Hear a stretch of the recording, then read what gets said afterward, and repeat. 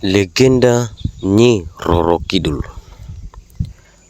Alkisah di Pulau Jawa, lebih tepatnya daerah Pajajaran, terdapat sebuah kerajaan yang dipimpin oleh Prabu Siliwangi ke-6.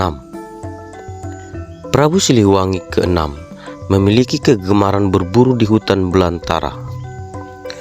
Suatu hari, dia sedang asik berburu dan tidak sadar telah masuk ke dalam hutan yang lebih jauh. Dia pun kebingungan dan tidak dapat keluar dari dalam hutan. Setelah sekian lama berputar-putar, tiba-tiba saja dia menemukan seorang wanita cantik dalam hutan. Setelah berkenalan, diketahui wanita cantik itu sudah lama tinggal di hutan sendirian. Wanita itu berjanji akan mengantarkannya keluar dari hutan dengan satu syarat. Saya bersedia menolong Tuan keluar dari hutan ini, asal Tuan mau menikahi saya. Prabu Siliwangi pun menyetujui persyaratan tersebut.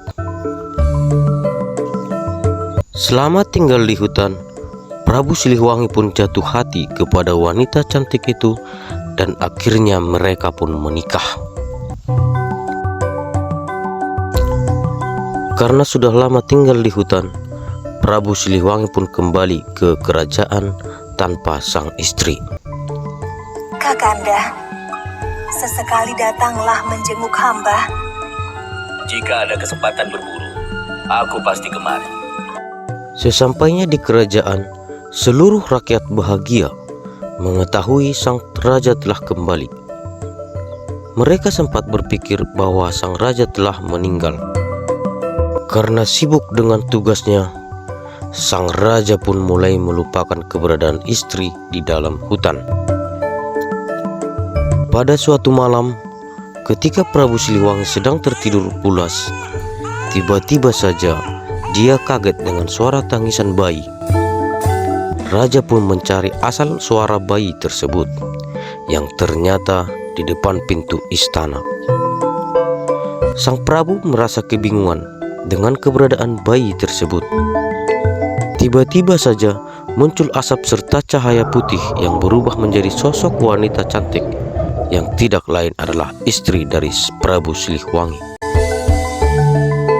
Kakanda Munding Wangi, bayi ini anak kita. Dia kuserahkan padamu untuk dibesarkan di kalangan manusia. Sesungguhnya aku ini dari kalangan siluman. Belum sempat bertanya, sang istri pun menghilang sekejap mata. Sang Prabu memberi nama bayi itu Putri Kadita. Putri Kadita tumbuh sebagai gadis yang cantik dan berbudi baik. Semakin hari, sang Prabu khawatir akan kerajaannya.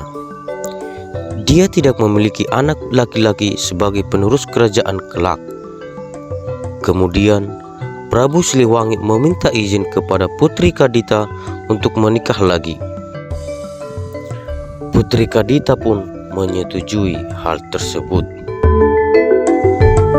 Sang Prabu pun menikah dengan seorang putri kerajaan bernama Dewi Mutiara. Setelah beberapa bulan menikah, Dewi Mutiara pun mengandung seorang bayi yang membuat dia semakin egois, pemarah. Semua permintaannya harus dipenuhi oleh Prabu Siliwangi. Suatu hari, Dewi Mutiara meminta Prabu Siliwangi untuk mengusir Putri Kadita dari kerajaan. Karena Dewi Mutiara cemburu dengan keberadaan Putri Kadita. Aku berharap Putri Kadita tidak berada di istana ini lagi, demi kelancaran kehamilan putraku. Dia merasa kasih sayang Prabu Siliwangi akan berkurang kepada calon anaknya jika Putri Kadita masih ada di kerajaan. Namun Prabu Siliwangi menolak permintaan tersebut. Dewi Mutiara pun merencanakan sesuatu yang jahat untuk mengusir Putri Kadita dari kerajaan. Hingga suatu hari, Dewi Mutiara pergi ke dalam hutan untuk menemui dukun sakti. Kalau kau bisa membuat Putri Kadita menjadi putri buruk rupa yang berbau busuk, akan kuberi hadiah besar.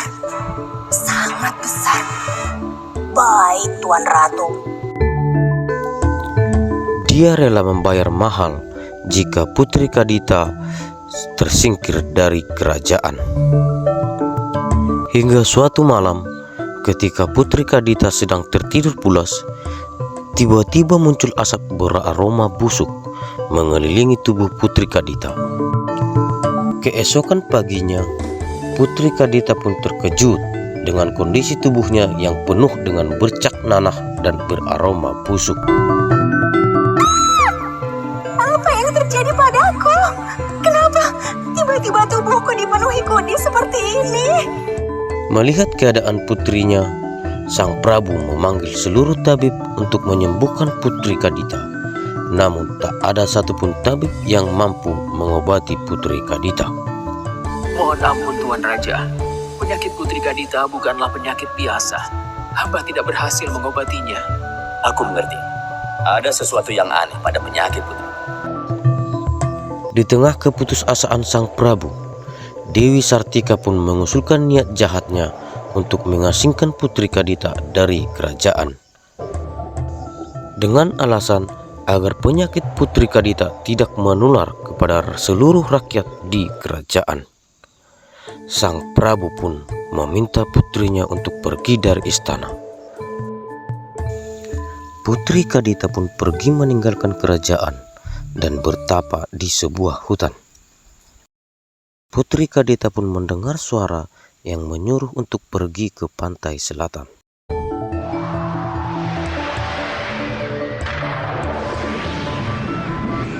Anakku, Putri Kadita, berangkatlah menuju selatan. Masuklah ke laut dan bersatulah dengannya. Siapakah engkau, wahai pemilik suara? Aku adalah ibumu, anakku. Ibu, mengapa ibu tidak menampakkan diri? Kelak, kau akan tahu. Laksanakan perintah ibumu, anakku. Putri Kadita pun pergi ke arah pantai selatan. Selama berhari-hari, dia berjalan menuju pantai selatan. Sesampai di pantai selatan, suara itu muncul kembali yang menyuruhnya untuk merendam tubuhnya ke dalam air. Masuklah ke dalamnya dan bersatulah dengan lautan. Masuklah ke dalamnya dan bersatulah dengan lautan. Putri Kadita pun merendamkan dirinya ke dalam air. Dan tak disangka, seketika penyakit kulit yang dideritanya sembuh, membuatnya semakin cantik dari sebelumnya. Melihat kecantikan Putri Kadita, banyak raja-raja ingin meminangnya menjadi seorang istri. Putri Kadita membuat suatu sayembara bagi siapa saja yang mengalahkan ombak pantai selatan. Dia bersedia menjadi istrinya. Namun jika tidak, pria tersebut harus rela menjadi pengikut dan pengawalnya. Namun tak satu pun pria yang mampu mengalahkan ombak pantai selatan. Putri Kadita pun membangun sebuah kerajaan di dalam laut pantai selatan dan mendapat julukan Kanjeng Ratu Nyi Roro Kidul, yang artinya Ratu Penguasa Pantai Selatan. Terima kasih sudah menonton.